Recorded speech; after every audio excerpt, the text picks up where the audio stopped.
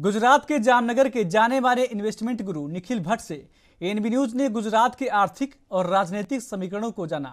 निखिल भट्ट ने कहा कि 20 सालों में बीजेपी सरकार ने बहुत विकास किया है। नमस्कार, स्वागत है आपका गुजरात के रण में और मैं हूं आपके साथ चंद्रशेखर त्रिशूल। इस समय हम मौजूद हैं जामनगर में, जहां हमारे साथ हैं देश के जाने माने इन्वेस्टमेंट गुरु और रिसर्च एनालिस्ट निखिल भट्ट। निखिल भट्ट जी, कैसे देखते हैं ये चुनाव है गुजरात में और बाजार जो है और चुनाव, ये गुजरात को लगातार पहचान जो मिली है वो एक मार्केट से भी मिली है। जामनगर में बैठे हैं, बड़ी रिफाइनरी है, यहाँ पे तमाम चीज़ें हैं और 27 साल से भाजपा अगर कहीं गुजरात मॉडल को लेकर काम कर रही है तो वो विकास और बाजार दोनों को लेकर काम कर रही है। क्या लगता है? फर्स्ट ऑफ तो थैंक यू वेरी मच, आपने ये गुजरात के इलेक्शन पर ध्यान दिया और गुजरात की जो रणनीति है, भाजपा सरकार 20 साल से भाजपा सरकार है। विकास और भाजपा सरकार दोनों एक पर्याय है। हम लोग जैसे मान लेते हैं कि फाइनेंशियल सेक्टर के साथ जुड़े हुए हैं तो भाजपा ने विकास तो किया ही है, जैसे पहले की सरकार भी करती थी, लेकिन वो पहले की सरकार और अभी की सरकार वो दोनों में डिफरेंस है टेक्नोलॉजी का।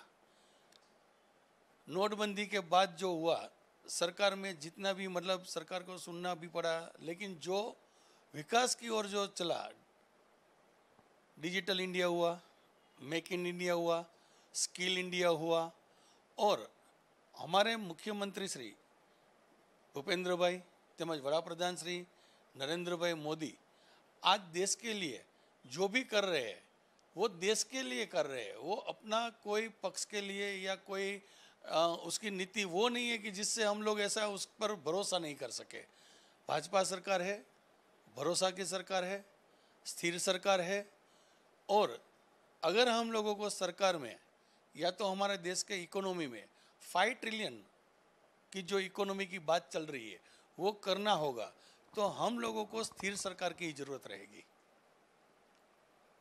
निखिल भाई, क्या लगता है कि जामनगर में हम बैठे हैं, गुजरात मॉडल की लगातार बात होती है, तो जो गुजरात मॉडल है, हम जामनगर को, हम पूरे गुजरात को देख रहे हैं घूम के, कहीं ना कहीं जो आपने कहा कि स्थिरता बहुत ज़रूरी है और बार बार ये जो बीजेपी भी कहती है डबल इंजन की सरकार, डबल इंजन की सरकार, तो कहीं ना कहीं लेकिन जो ग्रामीण एरिया है वहाँ पे अभी आम आदमी पार्टी भी यहाँ पे मैदान में कूदी हुई है, कांग्रेस लगातार बीजेपी को चुनौती देती है।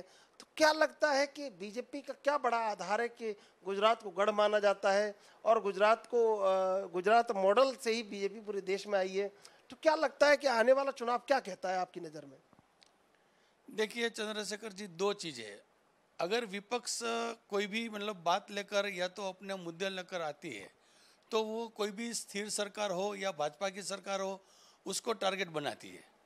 आज हम लोग जैसे भाजपा की सरकार है तो हम लोग जो विकास की बात कर रहे हैं, जैसे मान लीजिए सर्वांगी विकास, गुजरात का सर्वांगी विकास हुआ है। कोई ऐसा नहीं है कि भाई किसी का मतलब, हाँ एक दो चीज़ ऐसी हो सकती है कि जो छूट गई हो, तो वो अगली बार जब मतलब चुनाव जीत कर आएगी पार्टी, तो मेरे हिसाब से पार्टी वो मुद्दे जितने भी छूट गए हैं वो मुद्दों को भी ध्यान में लेकर वो अपनी रणनीति बनाकर उसको भी सॉर्ट आउट करेगी। लेकिन एक चीज़ है, विकास चीज़ जो है, विकास जो नाम है वो गुजरातियों के खून में है। आज गुजरात की प्रजा जो है उसको कोई इधर उधर की बात सुनना नहीं है, उसको तो सिर्फ एक ही चीज़ चाहिए, हम लोगों को देश का विकास करना है, सरकार स्थिर बने, भाजपा की सरकार बने और भाजपा की सरकार के साथ जो भी विकास की रणनीति हो उसमें सहयोग देना है। क्या लगता है कि स्थानीय विकास में बड़ी आवश्यकता क्या है जो जामनगर को मिलना चाहिए? क्योंकि जामनगर रिफाइनरी की वजह से जाना जाता है पूरे देश में। अब क्या ऐसी आवश्यकता है जो जामनगर को मिलना चाहिए? जामनगर में काफ़ी चीज़ ऐसी है, जैसे मान लीजिए रिफाइनरी आई तो जामनगर का पूरा भौगोलिक स्थिति और जामनगर का जो मतलब जनमाहौल है वो सब देखकर जामनगर का मतलब प्रजा के लिए रिलायंस रिफाइनरी जो आई तो उन लोगों ने बहुत अभ्यास करके यहाँ पर आए हैं। जामनगर की प्रजा वैसे भी बहुत सहिष्णु और संवेदनशील है और जामनगर के अंदर जो विकास की बात करें तो ब्रास उद्योग है और यहाँ पर हमारे एक पोर्ट भी है। सारी चीज़ मिलाकर जामनगर का भी विकास हो रहा है और आगे भी विकास होगा। मार्केट के बारे में बहुत अच्छी तरह जानते हैं आप, इन्वेस्टमेंट के बारे में जानते हैं। जो जीडीपी है गुजरात की, क्या लगता है कि कहाँ पे है और क्या गुजरात ने विकास किया है? जो इनकी पर कैपिटा इनकम है प्रति व्यक्ति, उसमें क्या गुजरात ने बड़ा विकास किया है?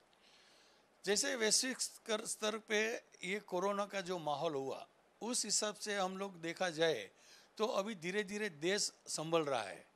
जीडीपी ग्रोथ के हिसाब से और आरबीआई की जो पॉलिसी है उसके हिसाब से हम देखा जाए तो गुजरात इसमें सबसे आगे है अभी।